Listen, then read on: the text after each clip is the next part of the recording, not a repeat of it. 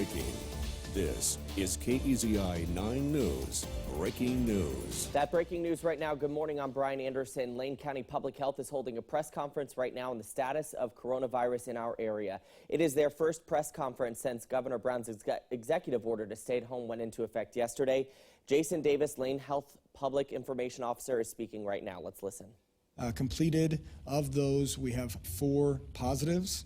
No additional public contacts have been identified, which is good news, but disease investigations are ongoing. I would like to put out there that we do anticipate a few cases this week, mainly household transmission, and so we've been working with those individuals proactively to get an idea of their contacts.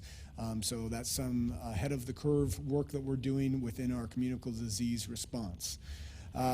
I would also like to remind folks that PPE donations, again, are being received. We're looking for those PPE donations up at our Delta warehouse. That's at 3050 North Delta Highway.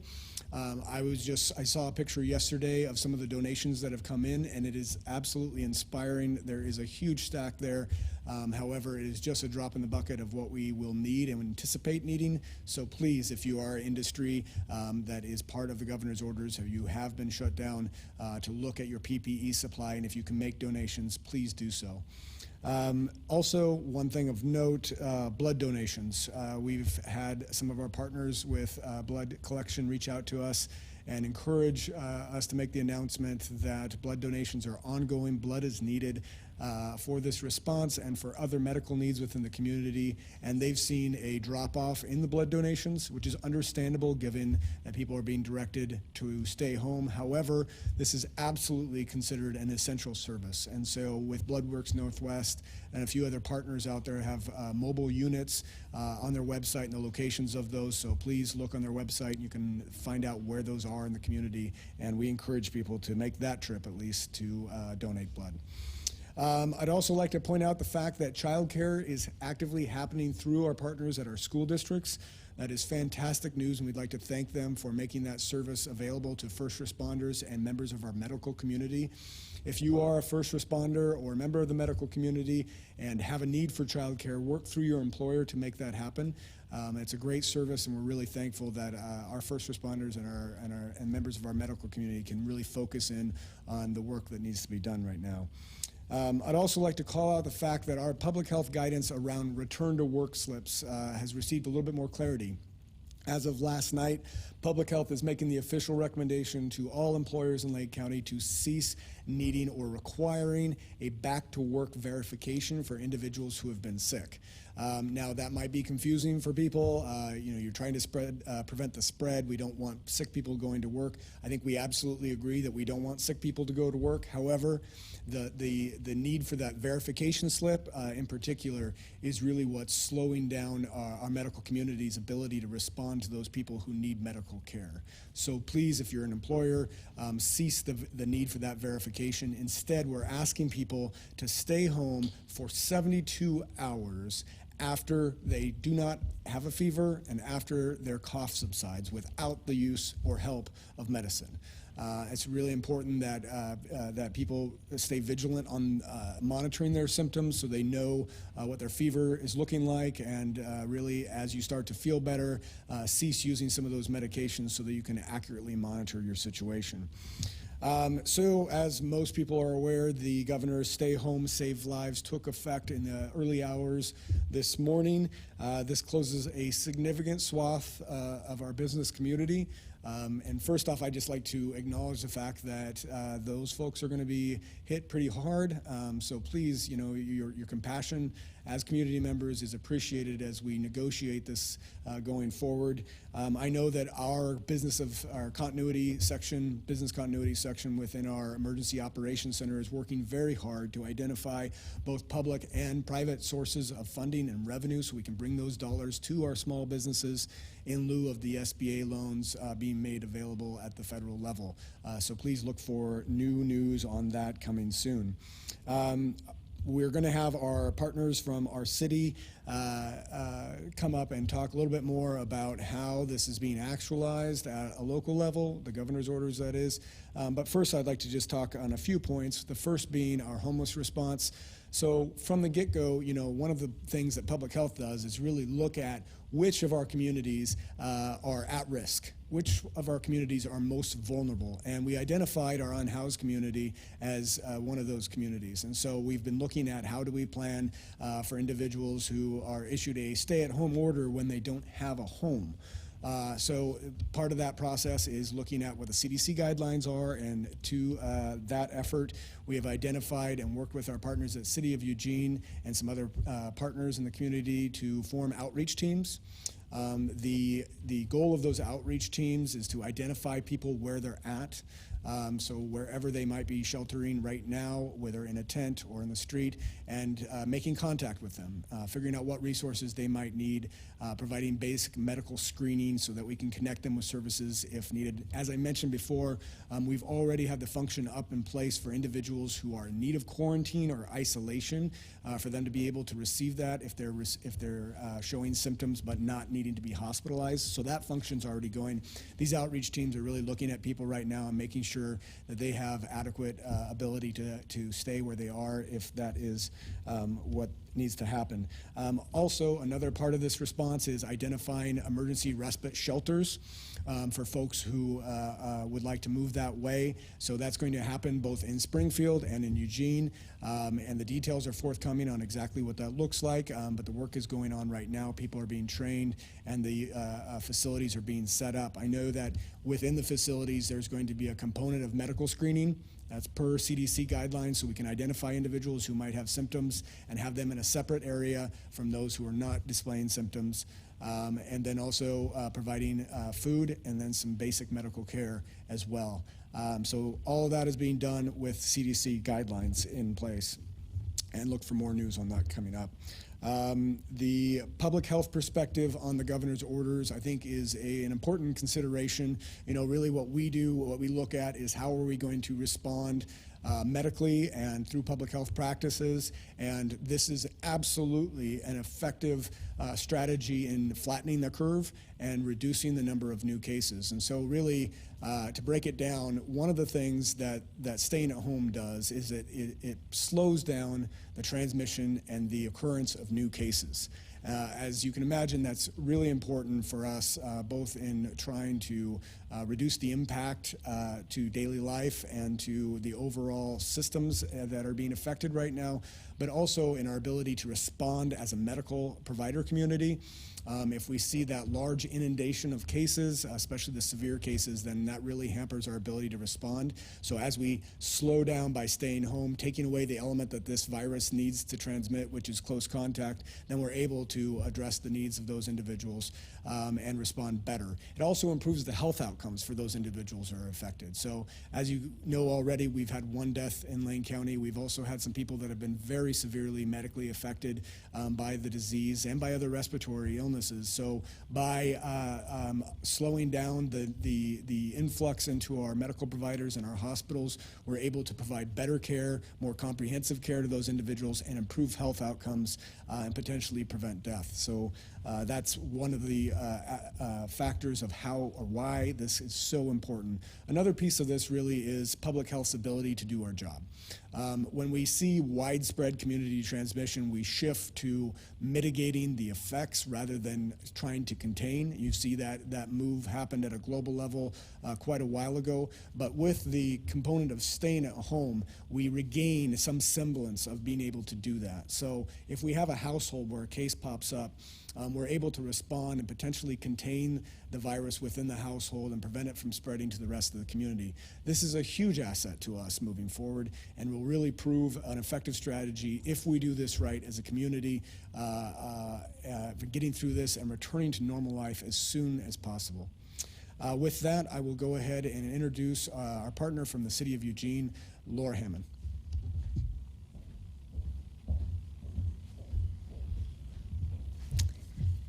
Thanks, Jason. And I just want to start by thanking our partners at Lane County and the City of Springfield.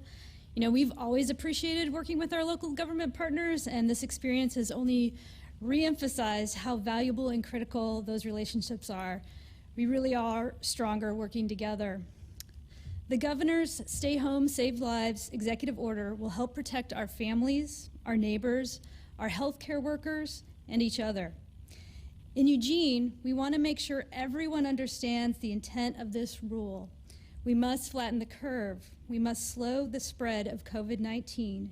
We must limit as much as possible our in-person interactions, and when we do go out for essential services, we must remain 6 feet apart. It's an important reminder that it is possible to carry this virus unknowingly. In Eugene and in the region, all of our skate parks, sports courts, playground equipment are now closed per the governor's order. And while our trails and natural areas are open, we've already seen examples of people packing these spaces to the extent that they become unsafe. So even when you're outdoors, it's vital to maintain that 6-foot buffer space between yourself and others. In terms of protecting some of our most vulnerable community members, the folks experiencing homelessness, the city has launched some outreach teams today. They're in training.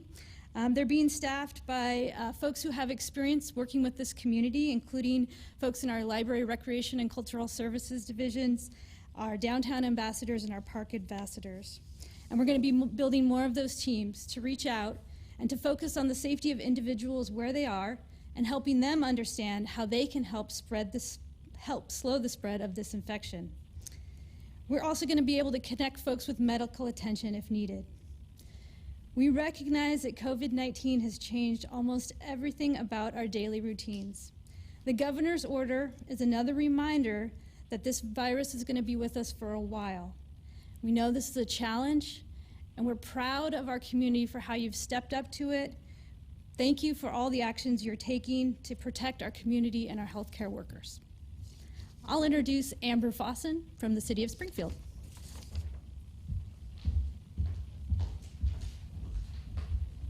All right. Thank you, Laura and Jason. What they've covered today so far is very, very important, and I want to echo their sentiments and emphasize a few key things as we move forward. Every single one of us has a part in this response, whether you're staying home to stay safe and protect other people, or are working to provide our community with access to essential services. Please, if you must go out, first ask yourself, is this necessary? The governor's order does not change your ability to purchase groceries, pick up prescriptions, fill up your gas tank, pick up food to go from local restaurants, or to do your banking. However, you should only do those activities when absolutely necessary and reduce the number of trips you need to take. Grocery stores will remain open. While we should be prepared, please know the supply chain is intact. Please don't flood supermarkets or grocery stores. It's also important to remember that this is not a winter storm or an earthquake scenario. We still have electricity, we still have running water and wastewater services. Our law enforcement and first responders are out there serving our communities. All of these things should make it easier for people to remain at home. I want to just close by also thanking the collaboration among our partners. We live in a community where the agencies work rather well together, and in times like this, that becomes critical.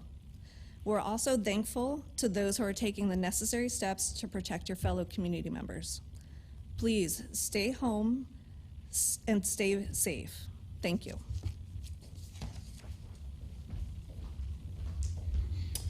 Thank you, Amber and Laura. And before I take any questions from members of our media, I'd like to thank our ASL interpretation that's been happening. That's an invaluable service, and I am really appreciative of the work they're doing, not only here in Lane County, but across the nation. We've seen ASL interpretation a priority. Also, we have lots of people to thank about the work that they're doing, but one of the more overlooked, and it can be overlooked at least, is members of our custodial community. So thank you so much for the work that you're doing to allow us to stay open in the capacity that we are and do the things that we're doing for our community. That's been an invaluable service as well. So at this time, I'll take any questions from members of our media.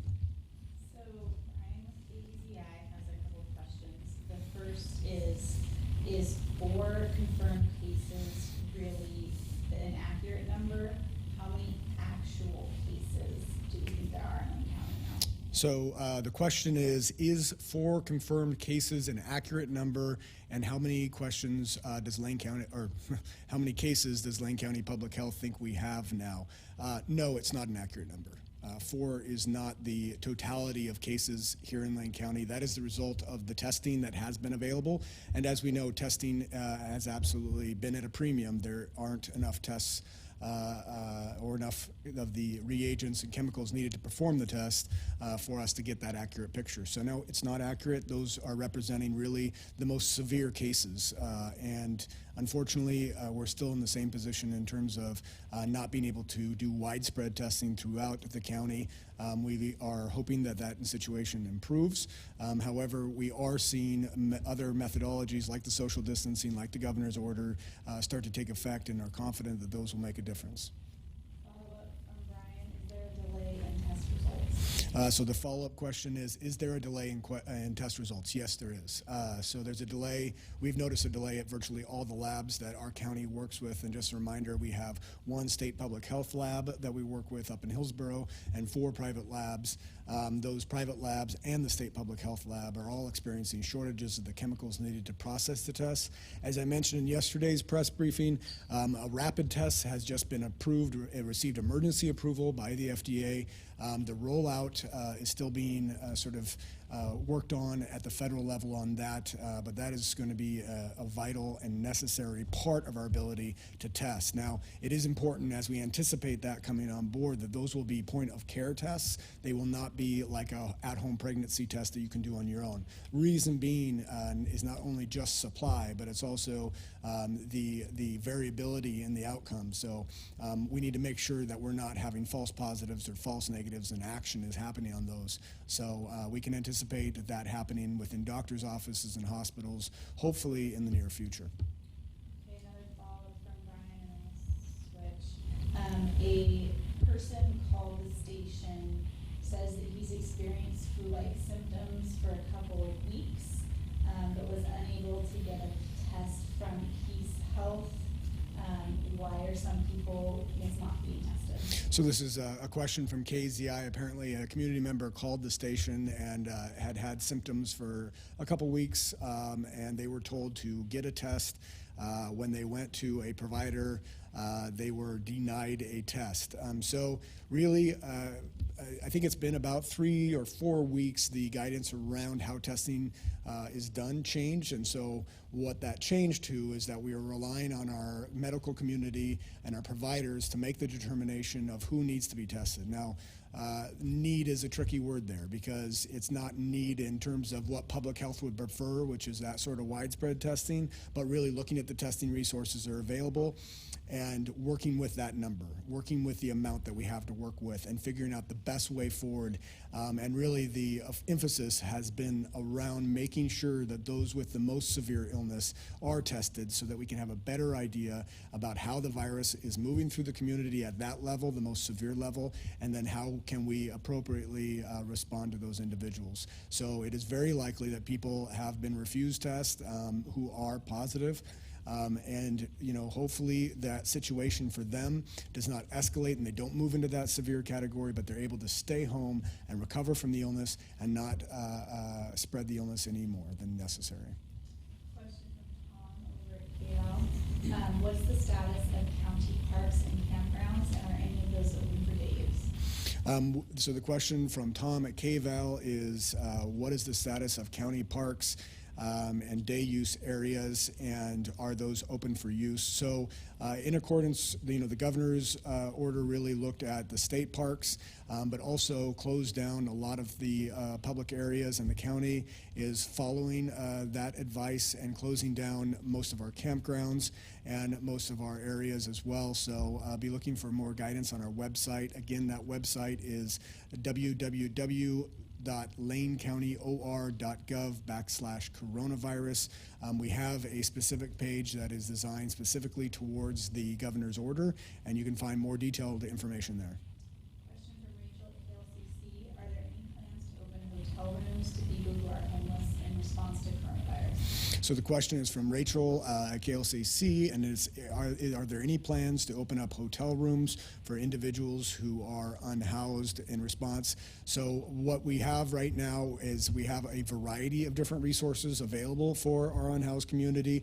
One of those resources does involve hotel rooms. Those are for people who are recovering from illness, and so really looking at those individuals who need that acute care but not necessarily elevating to the hospital needs.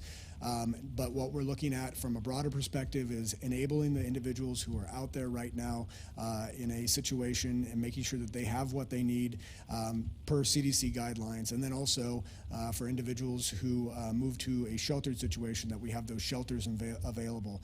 And it's going to be critical as we approach this that we do this right, because the last thing that public health or any of our partners want to do is spread disease within that community.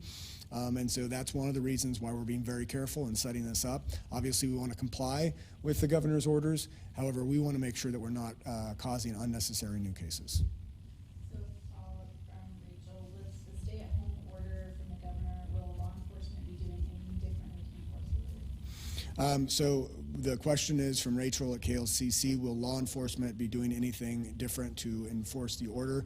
Right now, we're really focusing on education. That's the biggest component. As you know, this order has been effective for a little less than 12 hours. So what we're trying to do is just make sure that our community and the many individuals that make up Lane County understand exactly what the order entails, and we're really looking for that voluntary compliance. That's our best and most effective use of this order, is to see our community come together under that rationale that this is how we get through this, and this is how we move forward and flatten the curve.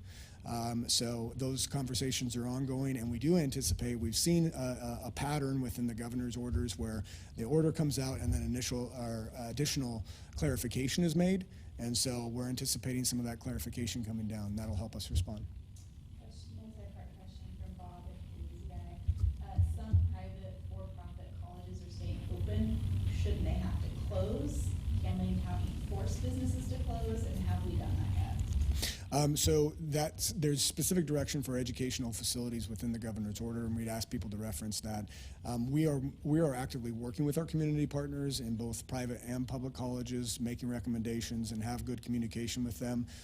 As some of the, I guess you could call them, complaints come in, those conversations are happening through our liaison components.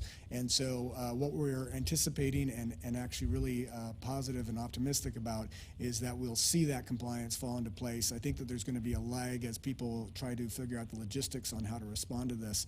And so our community's patience and understanding is really appreciated in this time. We've already had people calling in, and they're very concerned about some of the things they're seeing in the community. I think that is an appropriate response in terms of that level of care and concern for your community. We absolutely appreciate the amount of care that we see.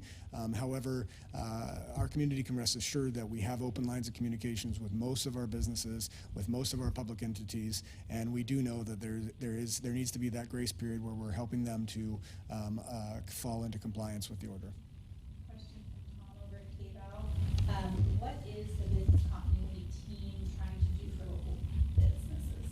So the question is from Tom at KVAL, what is the business continuity team within the emergency response doing to try to help local businesses? So one of the first things, and not to belabor the point, but we did make a fund available, $200,000 from Lane County and $100,000 from each of our cities, that enabled us to extend small business emergency loans. And as we announced yesterday, that amount, that $400,000, was spoken for in about a half an hour on Sunday after it became available. So obviously the need exceeds the initial resource. So the first thing that we did was starting to look at additional resources that might be available and that untapped area of private contributions. And so we've been working with several trusts and several large organizations on additional funding, as well as encouraging our state and federal partners with the SBA loan process to get that on board and available for our local community. There's a lot of work being done through that sort of liaison work where we're putting pressure and input to the state level and really trying to advocate for our local businesses in addition to just making those funds available.